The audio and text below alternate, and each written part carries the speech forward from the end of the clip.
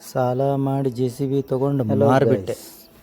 ನಮಸ್ಕಾರ, ನಾನು ನಿಮ್ಮ JCB ರವಿ.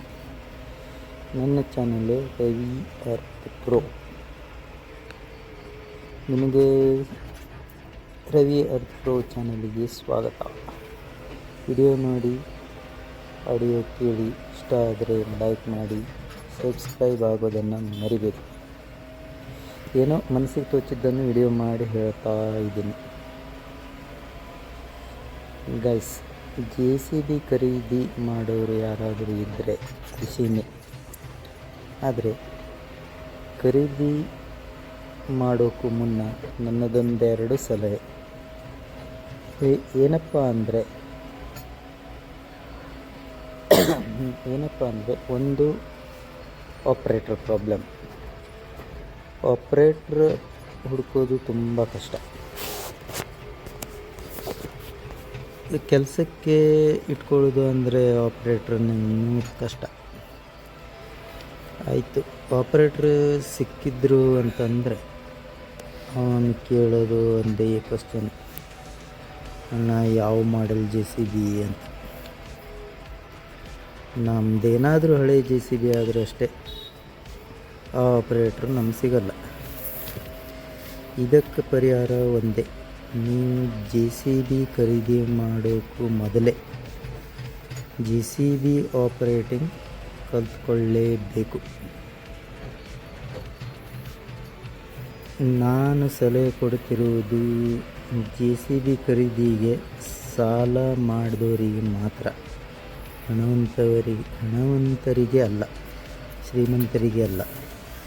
ಶ್ರೀಮಂತರ ಹತ್ತಿರ ಯಾವಾಗಲೂ ಆಪ್ರೇಟ್ರ್ಗಳಿರ್ತಾರೆ. ಅಡ್ವಾನ್ಸ್ ಕೊಡ್ತಾರೆ, ಮಳೆಗಾಲದ ಪೇಮೆಂಟ್ ಕೊಡ್ತಾರೆ. ಈ ಸಾಲ ಮಾಡಿ ಗಾಡಿ ಖರೀದಿ ಮಾಡಿದವರಿಗೆ ಮಳೆಗಾಲದ ಪೇಮೆಂಟ್ ಕೊಡೋದು ಕಷ್ಟ. ಯಾಕಂದರೆ ನಮ್ಮ ಸೈಡೆಲ್ಲ 4 ರಿಂದ 5 ತಿಂಗಳ ಮಳೆಗಾಲ, ಹೆಚ್ಚು ಕಡಿಮೆ 5 ತಿಂಗಳಂತೂ ಗ್ಯಾರಂಟಿ ಮಳೆಗಾಲ ಇರುತ್ತೆ. 5 ತಿಂಗಳ ಕಡಿಮೆ ಅಂದರೆ ಮಿನಿಮಮ್ 20,000 ಪೇಮೆಂಟ್ ಇರುತ್ತೆ. ಮಳೆಗಾಲದಲ್ಲಿ ಹಾಫ್ ಪೇಮೆಂಟ್ ಕೊಡು ಅಂತ ಹೇಳ್ತಾರೆ. ಹಾಫ್ ಪೇಮೆಂಟ್ ಅಂದರೂ 50,000 ಆಗೇ ಬಿಡುತ್ತೆ. ಹಣ ಇದ್ದವರಿಗೆ ಏನು ಪ್ರಾಬ್ಲಮ್ ಇಲ್ಲ, ಕೊಡ್ಬೋದು. ಇನ್ನು ಎರಡನೇದು, ನಿಮ್ಮೂರಲ್ಲಿ ಕೆಲಸಗಳು ಇರಲೇಬೇಕು. ಕೆಲಸ ಇದ್ದರೆ ಮಾತ್ರ JCB ಖರೀದಿ ಮಾಡೋಕ್ಕೆ ಯೋಚನೆ ಮಾಡಬೇಕು. ಯಾರೋ ಹೇಳಿದರು ಅಂಥೇಳಿ ನೀವು ಕೇಳೋದಲ್ಲ. ನಾನು ಕೆಲಸ ಕೊಡ್ತೀನಿ, ನೀನು JCB ಖರೀದಿ ಮಾಡು, ಇಲ್ಲ ಟಿಪ್ಪರ್ ಖರೀದಿ ಮಾಡಿ, ಏನೇನು ಹೇಳ್ತಾರೆ. ಅದು ಯಾರೋ ಹೇಳಿದರು ಅಂಥೇಳಿ ನಾವು ಸಾಲ ಮಾಡೋದಲ್ಲ. ಸಾಲ ಮಾಡೋಕ್ಕೂ ಮುನ್ನ ನಾವು ಯೋಚನೆ ಮಾಡಿ ಸಾಲ ಮಾಡಬೇಕು. ಒಳ್ಳೆಯದನ್ನು ಯೋಚನೆ ಮಾಡೋ ಬದಲು ಕೆಟ್ಟದನ್ನೇ ಯೋಚನೆ ಮಾಡಬೇಕು. ಸಾಲ ತುಂಬಕ್ಕಾಗುತ್ತೋ ಇಲ್ವಾ, ಕೆಲಸ ಸಿಗುತ್ತೋ ಇಲ್ವಾ. ನೀವು ಕೆಲಸಗಾರರಾಗಿದ್ದರೆ, ಆಪ್ರೇಟಿಂಗ್ ನಿಮ್ಮಲ್ಲಿ ಪರ್ಫೆಕ್ಟ್ ಇತ್ತಂದರೆ ಖಂಡಿತ ನೀವು ಸಾಲ ಮಾಡೋಕ್ಕೆ ಏನು ಭಯ ಇಲ್ಲ.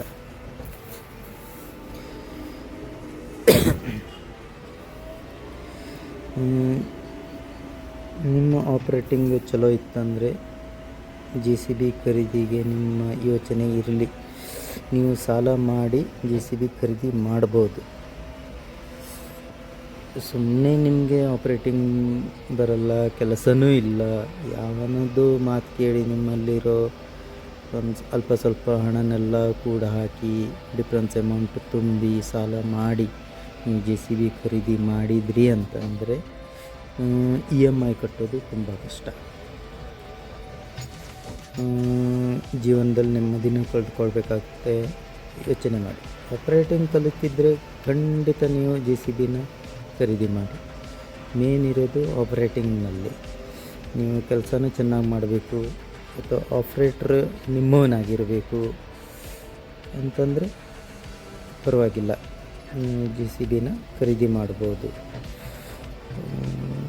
ಆದರೆ ನಮ್ಮಲ್ಲಿ ಇವಾಗ 5 ರಿಂದ 6 ತಿಂಗಳು ಮಳೆಗಾಲ ಪಕ್ಕ.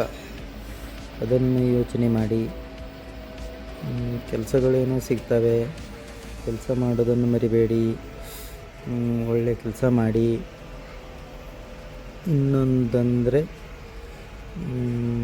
ಕ್ರೆಡಿಟ್. ಎಲ್ಲ ಕಡೆ ಕೆಲಸ ಮಾಡಿದಲ್ಲಿ ಬಾಡಿಗೆ ಹಣ ಕೊಡೋದೇ ಇಲ್ಲ. ಅದನ್ನು ವಸೂಲಿ ಮಾಡೋ ತಾಕತ್ತು ನಿಮ್ಮಲ್ಲಿರಬೇಕು. ಡೀಸೆಲ್, EMI ಎಲ್ಲ ನೋಡಿಕೊಂಡು ನೀವು JCB ಖರೀದಿಗೆ ಕೈ ಹಾಕಿ. ನನ್ನ ಸಲಹೆ ಇಷ್ಟೇ.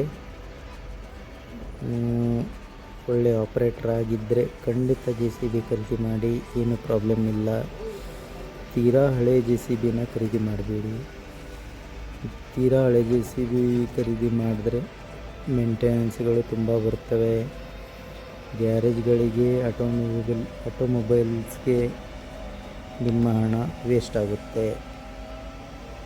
ಆದರೆ ಒಂದು EMI ಇಟ್ಕೊಳ್ಳೋದೇ ನೀವು ಹಳೆ JCB ಖರೀದಿ ಮಾಡಿದ್ರೆ ಏನೂ ಪ್ರಾಬ್ಲಮ್ ಇಲ್ಲ. ಯಾಕಂದರೆ EMIದಲ್ಲಿ ಬಡ್ಡಿ ಇಂಟ್ರೆಸ್ಟೇ ಜಾಸ್ತಿ. ನ್ಯೂ ಮಾಡೆಲ್ ಗಾಡಿಗಳು ತೊಗೊಂಡ್ರೆ ಏನಿಲ್ಲ ಅಂದರೂ 25ರಿಂದ 30 ಲಕ್ಷಗಳು 2 ವರ್ಷ 3 ವರ್ಷದ ಗಾಡಿಗಳಿಗೆ. ಇಲ್ಲ ಹೊಸ ಗಾಡಿ ಅಂತಂದರೆ 38-39 ಲಕ್ಷ. ನಿಮಗೆ ಹೇಗೆ ತೋಚುತ್ತೋ ಹಾಗೆ ಮಾಡಿ, ಏನೂ ಪ್ರಾಬ್ಲಮ್ ಇಲ್ಲ. ನೋಡಿ, ಇನ್ನು RTC ಜಾಗಗಳಿದ್ದರೆ ಪ್ರಾಬ್ಲಮ್ ಇಲ್ಲ. ಫಾರೆಸ್ಟ್ ಜಾಗ ಅಂದರೆ ಅವರು ಬರ್ತಾರೆ. ಫಾರೆಸ್ಟ್ ಜಾಗದಲ್ಲಿ ಕೆಲಸ ಮಾಡಿದ್ರೆ ನಿಮ್ಮ ಮೇಲೆ FIR ಆಗ್ಬೋದು, ನೀವೇ ದಂಡ ಕಟ್ಕೋಬೋದು. ಪಾರ್ಟಿ ಒಳ್ಳೆಯವರಿದ್ದರೆ ಪ್ರಾಬ್ಲಮ್ ಇಲ್ಲ. ಎಲ್ಲ ಪ್ರಾಬ್ಲಮ್ಗಳು ಈ JCBಗೆ ಇವೆ. ಯೋಚನೆ ಮಾಡಿ JCB ದಂಧೆಗೆ ಕೈ ಹಾಕಿ. ನನ್ನ ಸಲಹೆ ಇಷ್ಟೇ ಫ್ರೆಂಡ್ಸ್. ನಿಮ್ಮ ಅಭಿಪ್ರಾಯಗಳಿದ್ದರೆ ಖಂಡಿತ ಕಾಮೆಂಟ್ನಲ್ಲಿ ತಿಳಿಸಿ. ನಾನು ಈಗ ಕೆಲಸಕ್ಕೆ ಹೋಗ್ತಾಯಿದ್ದೀನಿ. ನನ್ನದೇನು ದೊಡ್ಡ ಕಥೆನೇ ಇದೆ.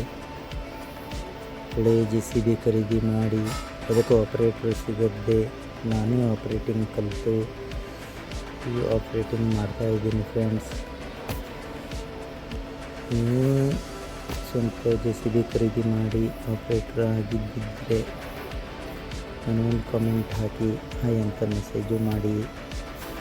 ನಿಮ್ಮ ಸಲಹೆ ಸೂಚನೆ ಏನೇ ಇದ್ದರೂ ಕಮೆಂಟ್ನಲ್ಲಿ ತಿಳಿಸಿ.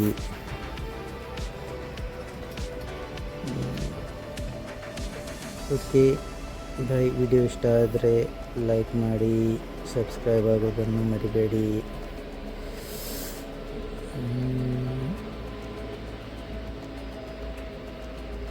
ಯಾರಾದರೂ ಹೊಸದಾಗಿ JCB ಖರೀದಿ ಮಾಡಿದ್ದಿದ್ದರೆ ಖಂಡಿತ ಕಾಮೆಂಟ್ ಮಾಡಿ.